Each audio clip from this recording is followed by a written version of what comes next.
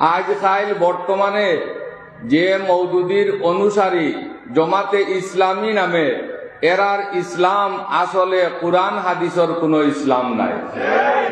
আল্লাহর পক্ষ থেকে যে ইসলাম আমরার জন্য দেওয়া হয়েছে, যে ইসলামর পথে চলার জন্য, ইসলাম গ্রহণ করার জন্য, ইন্নাদ দীনা ইনদাল্লাহিল ইসলাম, ওমা উমিরু ইল্লা লিয়াবুদুল্লাহা মুখলিসিনা লাহুদ্দিন, যে দিনের অনুসারী বনার জন্য আমরা আল্লাহ আদেশ করছেন, যে দিন ইসলাম ব্যতীত আর কোন ধর্ম জাতির কাছে গ্রহণযোগ্য নাই, আল্লাহর কাছে গ্রহণযোগ্য নাই। এই ইসলাম এবং মওদুদি সাহর ইসলামের মধ্যে কোন জাতির কোন মিল নাই।